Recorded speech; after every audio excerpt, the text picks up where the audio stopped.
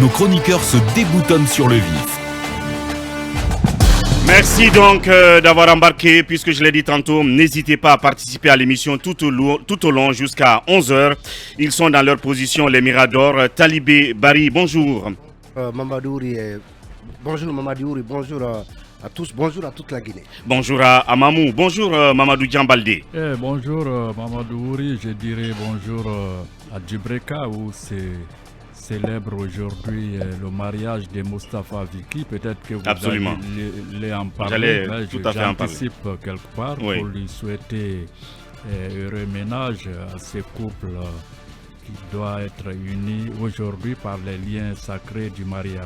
Absolument. Moustapha Viki Diallo, notre très dynamique community manager qui donc se marie aujourd'hui et d'ailleurs une forte délégation du groupe Fréquence Média, donc ISRA, c'est à Doubreka.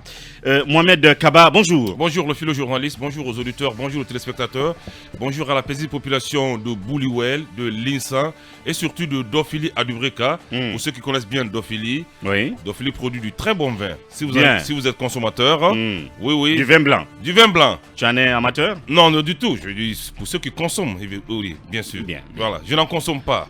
Et voilà. Mais ça soigne la varicelle, c'est ce qu'on nous apprend. Si ta fille a la varicelle, tu peux utiliser du vin blanc. C'est ce qu'on nous enseigne. Je ne sais pas si c'est authentique ou pas, mais la tradition voudrait qu'on utilise un peu du vin blanc. Bien. Pardon? Une recette de grand-mère. Voilà. C'est bien vrai. Voilà, la varicelle. Absolument. Mais si tu vas en consommer, je n'en sais pas, monsieur. Pour qui a fait Zéré Corée? Akumba Diallo, bonjour. Bonjour Mamadouri, bonjour au triangle NKK, bonjour à mon nono maternel, mon Dalem paternel et Kumbia la généreuse. J'aimerais dire bonjour à deux personnalités. Bonjour à mon seigneur Robert Sarah, partout où tu es, on pense à toi. Le pays a besoin de toi. Bonjour à toi, professeur Lanciné Kaba. Je sais que tu es aux États-Unis. Tu es un professeur émérite. Partout où tu es, le pays a besoin de toi. Que Dieu vous garde pour longtemps. Amin. Merci Akumba. Alors, cabinet Fofana, bonjour. Bonjour Ori et bonjour à tous. Bonjour Tierno Alpha Ibrahima Baldé. Bonjour Mamadou Ouri, bonjour à nos auditeurs. Bienvenue Alpha, puisque l'autre donc est on va dire lune de miel, c'est en quelque sorte Sekou Diatea. Alors c'est vous qui allez animer la chronique hebdomadaire donc relatif au procès du 28 septembre, compte rendu donc de la semaine du 7 novembre, le procès donc des événements du 28 septembre, je le disais tout à l'heure. L'accusé c'est Raphaël Abam, qui est l'ex-garde de corps de Toumba Diakité et était donc cette semaine à la barre du tribunal criminel de Dixie. Effectivement, Mamadou Ouri, c'est Raphaël Haba, c'est ce béret rouge du régiment commando, ex-garde-corps de Toumba Diakité pendant la transition de 2009. Il a passé plus de 13 ans en détention provisoire. Il est inculpé et renvoyé devant le tribunal criminel de Dixie pour assassinat, viol, vol à main armée, pillage, coups et blessures volontaires et à l'occasion des événements du 28 septembre 2009. À la barre du lundi dernier, l'accusé a réfuté les accusations portées contre sa personne. Durant plus d'une heure, il a tenté de convaincre le tribunal qu'il n'est pas impliqué dans les événements du 28 septembre 2009 car ayant bénéficié ce jour, dit-il, d'une permission pour être auprès de son épouse qui devait accoucher. Tout son crime selon lui, c'est d'avoir été le garde-corps de Toumba Diakité qui a tiré sur l'ancien chef de la junte capitaine Moussa Dadis Camara au Kankundara le 3 décembre 2022. Il ajoute aussi avoir bénéficié de plusieurs ordonnances de mise en liberté signées par l'ancien procureur général Moundir Chérif. Des décisions qui n'ont jamais été exécutées selon lui. Il finit sa déposition en demandant au tribunal de l'aider à sortir de la prison pour retrouver sa famille. Et dès le début de son audition devant le tribunal, Raphaël Abba a été lâché par son avocat. Oui, l'accusé a été appelé à la barre pendant que son client titulaire, maître Sidiki Berete, a été absent de la salle d'audience. Du coup, maître David Beavogui, un des avocats de la défense, a décidé de défendre l'accusé en attendant l'arrivée de son conseil. Mais vu la déposition de C.C. Raphaël Haba, qui tentait de confirmer les propos tenus à la barre par son ex-patron Toumba Diakité, l'avocat a fini par jeter l'éponge cette démarche il a été finalement suivi dans cette démarche par Maître Sidiki Berete, qui a estimé qu'il ne pouvait moralement pas continuer à défendre Cessé Raphaël Haba, qui était, dit-il, en train d'incriminer l'un de ses clients en la personne de Marcel Guilavogui.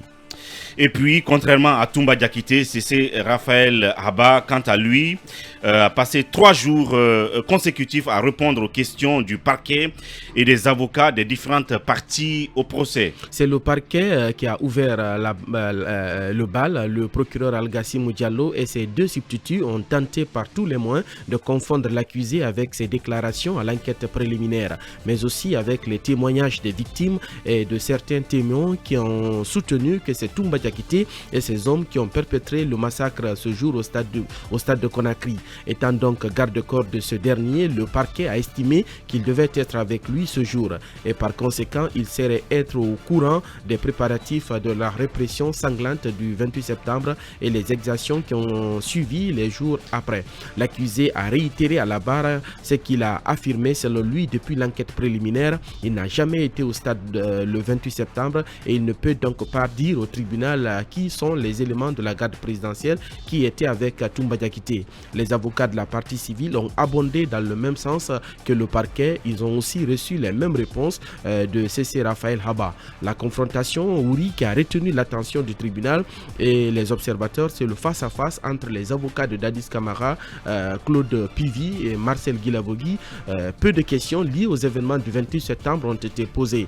Maître Jokame Haba, un des conseils de l'ex-chef de la junte de 2008, a tenté de comprendre avec l'accusé si les soldats qui étaient regroupés dans la cour de la présidence à la veille du massacre étaient bien les nouvelles recrues du camp Kalea. La réponse de Cessé Raphaël Haba a été sans équivoque. Avant notre départ sur la baie, j'ai vu plusieurs jeunes soldats en maillot dans la cour de la présidence. Ils étaient dirigés par un certain Bamba. L'avocat informe donc Ouri et le tribunal que seulement 300 soldats ont été recrutés en 2009 et ils venaient tous de la Haute-Guinée, plus précisément du village du général Sekouba Konati à Sana. Il conclut en disant que Moussa Dadis Camara n'a pas fait de recrutement jusqu'à son départ du pouvoir le 3 décembre 2009. Et puis Alpha, il faut aussi rappeler que Cessé Raphaël Haba a profité de son passage devant le tribunal pour faire des confidences. Oui, Ouri, répondant à une des questions de maître David Béavogui, Cessé Raphaël Haba a laissé entendre que les éléments de la garde présidentielle sont allés chez lui après les événements du 3 décembre 2009. Ils ont détruit sa maison, volé ses biens, violé 2 de ses sœurs et frappé à mort son papa. Il soutient que tout était planifié pour mettre main sur lui et l'exécuter. Selon lui, c'est grâce à Claude Pivi, ancien ministre de la sécurité présidentielle, un autre accusé dans le même dossier qu'il a eu la vie sauve après son arrestation. Il réitère devant le tribunal qu'il ne connaît rien des événements du 28 septembre 2009. Tout son malheur, dit-il, c'est d'être le garde-corps de Toumba Diakité au moment où ce dernier a tiré sur le capitaine Moussa Dadis Camara. Voilà, confidence qui aura d'ailleurs suscité beaucoup d'émotions et dans la salle et en dehors de cette salle. Après donc 3 jours d'audition de Cessé Raphaël Haba, l'audition a été renvoyée pour le 14 novembre. Mais avant, le président du tribunal s'est prononcé sur la demande de liberté provisoire formulée par l'avocat de Cessé. Tout à fait, Mamadou Ouri. Après les questions des différentes parties au procès, les discussions se sont poursuivies avec l'avis du parquet et des avocats sur la demande de mise à liberté provisoire formulée par la défense de Cessé Raphaël Haba. Le parquet et les avocats de la partie civile ont demandé au tribunal de rejeter cette demande et de maintenir l'accusé en détention pour sa propre sécurité, mais aussi pour la manifestation de la vérité. Les avocats de Toumba Diakité soutiennent aussi la demande de la défense de Cessé Raphaël Haba, car selon eux, le parquet a été incapable d'apporter devant le tribunal des preuves des accusations portées contre lui. Au terme des débats, le président du tribunal, Ibrahim Mansouri de Tunkara, a décidé de rejeter la demande de mise à liberté de Cessé Raphaël Haba et a renvoyé l'audience au 14 novembre 2022 avec la comparution d'un autre accusé. Merci beaucoup Alpha pour ce brillant compte-rendu. Merci, à vendredi prochain. Inch'Allah. Merci beaucoup. Voilà, donc c'était ce compte-rendu hebdomadaire, je le rappelle, du procès des événements du 28 septembre 2009. Une petite virgule et puis nous continuons notre tour de chauffe. Continuons notre tour de chauffe. Merci à tous ceux qui nous écoutent tout autour du palais Mohamed V. Vous le savez, c'est la résidence du soleil qui nous écoute ce matin. Talibé Bari, on a suivi le bref compte rendu. C'est effectivement vous qui l'avez initié, cette pratique du compte rendu du procès du 28 septembre. Qu'est-ce que vous aurez aussi remarqué personnellement en 30 secondes chacun pour le tour rapide? Oui, il faut dire que CC Abba était attendu notamment, en tout cas selon beaucoup d'observateurs, sur ce qu'il pourrait dire, notamment de Toumba Diakité, parce que beaucoup de témoignages concordent pour dire qu'il n'était pas au stade. Et finalement, au terme de son interrogatoire de 3 jours, une partie de l'opinion estime que ces déclarations ont plutôt conforté le récit de Toumba Diakité sur les événements du 28 septembre. Mais toujours est-il que certains aussi, au regard en tout cas la non-implication jusqu'à ce que le contraire soit prouvé, ou de la non-présence de CC au stade, estimaient qu'il pouvait bénéficier d'une liberté conditionnelle, ce qui a été demandé par ses avocats et appuyé par les avocats de Toumba Diakité. On a vu que le président du tribunal a estimé qu'il n'y avait pas lieu donc à le remettre en liberté. Donc la semaine qui s'ouvre pourrait être aussi décisive que les précédentes, puisque voilà, en attendant de savoir qui de la douzaine d'accusés passera pour son interrogatoire sur le fond. Toujours est-il que voilà, beaucoup de zones d'ombre subsistent encore sur les événements du 28 septembre. Donc le passage de Claude Pivy, du capitaine Moussa Dadis, entre autres, reste déterminant dans le cadre de la manifestation de la vérité. De la vérité. Mordian Baldé pour 30 secondes. C'est tout comme Toumba s'est montré dans une prestation très en verve, et cela permettra, comment dirais-je, à la Cour, je pense, et à l'opinion de se faire, comment dirais-je, une idée par rapport à ce qui s'est déroulé avant, pendant et après le 28 septembre. Parce que le puzzle judiciaire par rapport aux premiers accusés qui étaient venus, là on était dans le flou parce qu'ils se sont gardés de ils ont fait dans le mutisme, comment dirais-je, dans la dénégation. Le plus absolu. C'est vrai que en matière de procès, c'est votre droit de ne pas vous auto-accuser.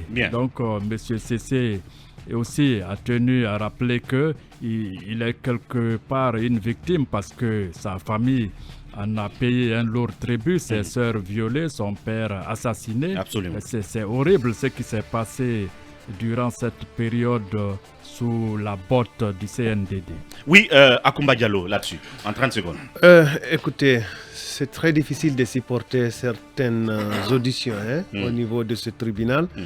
J'imagine que malgré la sensation que nous avons ici, que ceux qui sont chargés de prendre la dernière décision sont plus stables. Oui, Bassekou qui vient de s'installer. Bonjour d'ailleurs Bassekou. Oui, bonjour Mamadou Ouri Diallo, bonjour à tous. Alors effectivement, la dernière comparution de Raphaël Sissi Abba a été surtout marquée par un face-à-face entre lui et les avocats donc, des co-accusés Toumba, Marcel Guilabogui et Pépé, et Claude Pivy. Peu de questions liées aux événements du 28 septembre lui ont été posées. On lui a plutôt posé des questions notamment sur les liens qu'il avait avec Toumba Diakité. Et puis chacun voulait également démontrer aussi que son client n'a pas effectivement participé, notamment au massacre, à la planification des événements du 28 septembre. L'autre chose aussi, c'est que Maître Jokame aussi, qui a pris la parole, donc a tenté notamment de faire croire à la barre que le général Sekouba Konaté avait recruté, je crois bien, 300 personnes donc venues de son village. En réalité, c'est le général c'est Toumba Diakité a été à la tête donc d'un régiment commando qui aurait donc planifié les événements. Donc il y a Maître Salif Biavogui également qui a aussi donc pris la parole pour tenter un peu de disculper son client et situer la responsabilité de Toumba Diakité.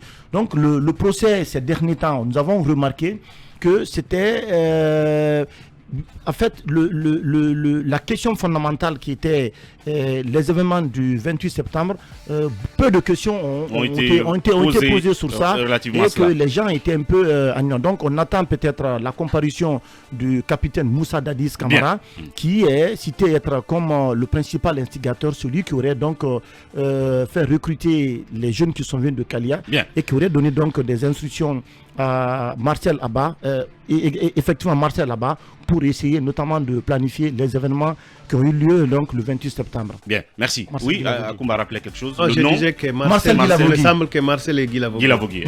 Merci pour le rappel. Cabinet Fofana pour terminer. Non, je pense que d'un point de vue rhétorique, surtout, c'est Raphaël Abba opte pour le même style que Toumba.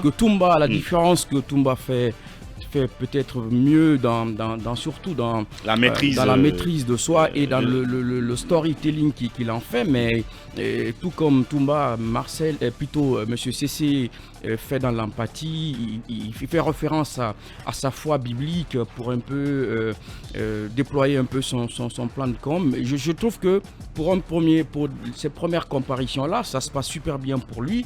Et puis voilà, on verra au fil du temps, au fil des journées, comment tout cela se dénouera. Voilà donc, nous verrons tout ça la semaine prochaine. En attendant, on va